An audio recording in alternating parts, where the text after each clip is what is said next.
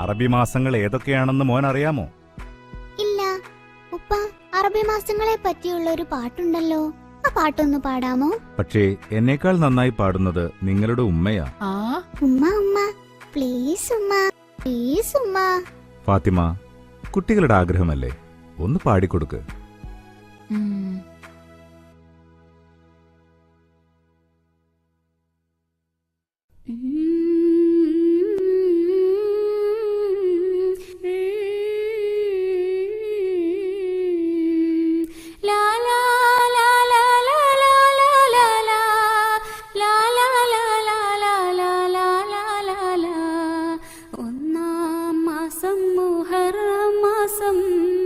ഒമ്പതും പത്തും നോമ്പുള്ള മാസം, രണ്ടാം മാസം സഫർ മാസം, ഉണ്ടല്ലോ നന്മകളീ മാസം.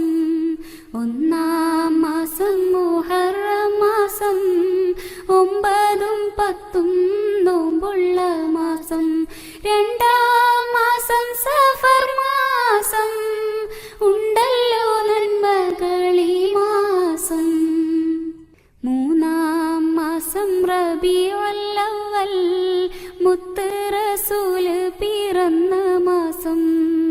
നാലാം മാസം റബീഉൽ ആഖിർ, എല്ലാവർക്കും നന്മ നിറയും മാസം.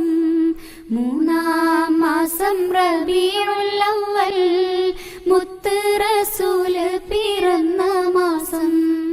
നാലാം മാസം റബീഉൽ ആഖിർ, എല്ലാവർക്കും നന്മ നിറയും മാസം. അഞ്ചാം മാസം ജമാദുൽ അവ്വൽ, ഐശ്വര്യമേറെ നിറഞ്ഞ മാസം. ആറാം മാസം ജമാദുൽ ആഖിർ, ആദരവിൻ പൊലിവേറും മാസം. അഞ്ചാം മാസം ജമാദുൽ അവ്വൽ, ഐശ്വര്യമേറെ നിറഞ്ഞ മാസം. ആറാം മാസം ജമാദുൽ ആഖിർ, ആദരവിൻ പൊലിവേറും മാസം. ഏഴാം മാസം റജബ് മാസം, ഏഴാകാശം നബി പോയ മാസം. എട്ടാം മാസം ശഅബാൻ മാസം, എമ്പാടും നന്മകൾ പെയ്യും മാസം.